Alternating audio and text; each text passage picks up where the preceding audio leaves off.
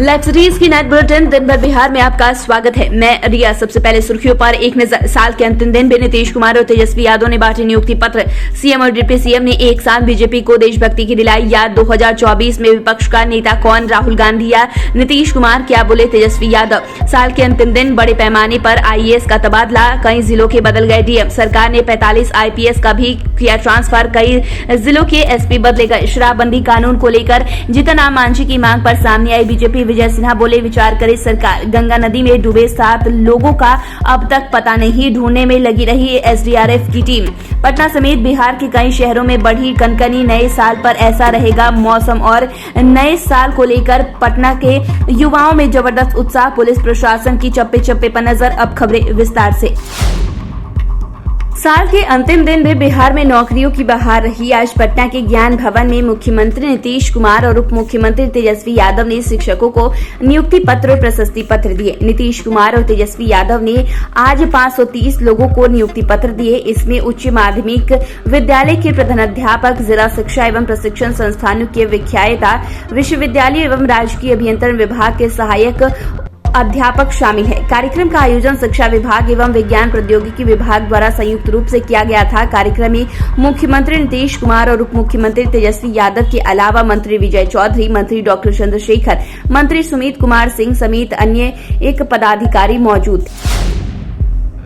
मुख्यमंत्री नीतीश कुमार और उप मुख्यमंत्री तेजस्वी यादव ने आज देशभक्ति के बहाने बीजेपी पर जमकर निशाना साधा। दोनों ही नेताओं ने कहा कि बीजेपी वालों को देश की आजादी में क्या योगदान है। नीतीश कुमार ने संघ पर कटाक्ष किया।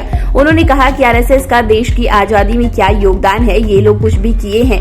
दूसरी ओर उप मुख्यमंत्री तेजस्वी यादव ने कहा कि जिनका देश की आजादी में 0 कंट्रीब्यूशन है, वहीं आज सबसे बड़े देशभक्त हो गए हैं। उन्होंने नरेंद्र मोदी का बिना नाम लिए तंज कसते हुए कहा कि 2022 में देश की आर्थिक स्थिति 5 ट्रिलियन होने की बात कही गई थी और आज साल खत्म हो गया तो क्या देश की इनकम 5 ट्रिलियन हो गई। उन्होंने कहा कि किसानों की आय डबल हो गई क्या। प्रधानमंत्री पद की उम्मीदवारी को लेकर एक बार फिर सियासत तेज हो गई है। प्रधानमंत्री का चेहरा कौन होंगे, राहुल गांधी या नीतीश कुमार, इसे लेकर आज बिहार के डिप्टी सीएम तेजस्वी यादव ने साफ कर दिया।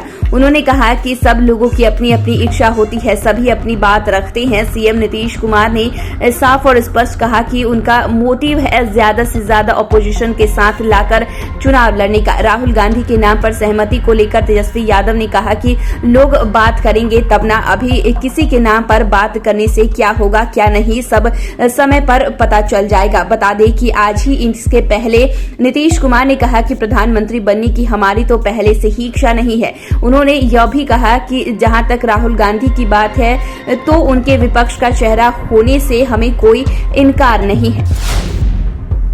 साल के अंतिम दिन बिहार में बड़े पैमाने पर आईएएस अधिकारियों का तबादला किया गया।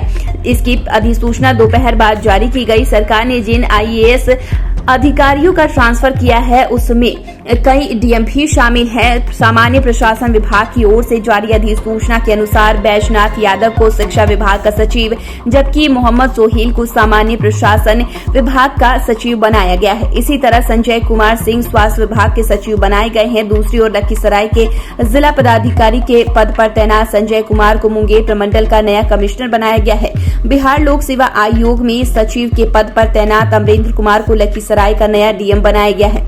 सरकार ने 2003 बैच के आईएएस अधिकारी संगबा चुबा आओ को सेंट्रल ड्यूटी के लिए रिलीव किया है। इसी तरह अन्य अधिकारियों को ट्रांसफर किया गया है। बिहार में आईएएस की तरह ही आईपीएस अधिकारियों का भी व्यापक पैमाने पर तबादला किया गया है। गृह विभाग की ओर से जारी अधिसूचना के अनुसार आज दोपहर बाद 45 आईपीएस अधिकारियों का तबादला किया गया। इसमें कई जिलों के एसपी भी शामिल है। वहीं जिन आईपीएस अधिकारियों का प्रमोशन हुआ है उनमें नई जिम्मेदारी दी गई है। डीआईजी में प्रमोशन होने के बाद भी अगले आदेश तक आईपीएस मानवजीत सिंह ढिल्लों पटना के एसएसपी के पद पर बने रहेंगे। विकास कुमार को छपरा रेंज का डीआईजी बनाया गया है, जबकि दलजीत सिंह अपराध अनुसंधान विभाग के डीआईजी बनाए गए हैं। इसी तरह आलोक राज को निगरानी अन्वेषण ब्यूरो का महानिदेशक बनाया गया है, जबकि पदस्थापना की प्रतीक्षा में रही प्रीता वर्मा को महानिदेशक प्रशिक्षण के पद पर पोस्टिंग मिली है। निगरानी ब्यूरो के आईपीएस सुनील कुमार झा, सुधांशु कुमार, अमृतराज, एमआर नायक, केएस अनुपम समेत अन्य सीनियर अधिकारियों को भी नई जिम्मेदारी दी गई है। दूसरी ओर डीआईजी शाहाबाद शत्रनील सिंह को मगध रेंज का आईजी बनाया गया है। भागलपुर के एसएसपी बाबूराम को डीआईजी, बेगूसराय मुजफ्फरपुर के एसएसपी जयंत कांत को डीआईजी बिहार विशेष सशस्त्र पुलिस केंद्रीय प्रमंडल पटना, गया की एसएसपी हरप्रीत कौर को डीआईजी विशेष शाखा पटना के पद पर पदस्थापित किए गए हैं। इसी तरह अन्य अधिकारियों का भी ट्रांसफर किया गया है।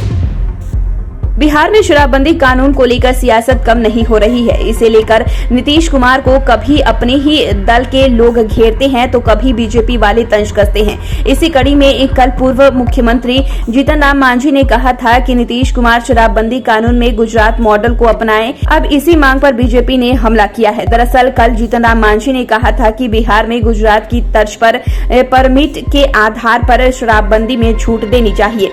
इसी को लेकर आज बिहार विधानसभा के नेता प्रतिपक्ष विजय सिन्हा ने कहा कि मांझी की इस मांग पर नीतीश कुमार विचार करें। उन्होंने कहा कि राज्य सरकार को यह भी सोचना चाहिए कि हमारी योजना में कहीं कमी रह गई है और इसके साथ उसे दूर करने पर ध्यान देना चाहिए। उन्होंने यह भी कहा कि बिहार में शराबबंदी कानून पूरी तरह फेल है।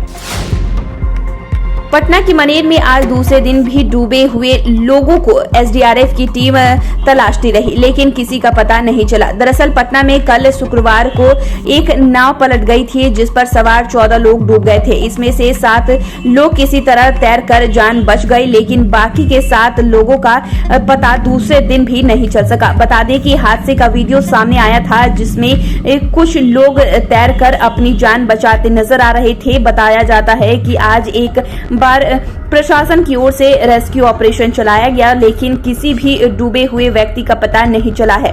अंधेरा, ठंड और कोहरे के चलते रात में रेस्क्यू ऑपरेशन रोक दिया गया है। कहा जा रहा है कि कल रविवार को भी इस इलाके में रेस्क्यू ऑपरेशन चलाया जाएगा। दूसरी ओर लापता व्यक्तियों के घर में इस हादसे के बाद कोहराम मच गया है।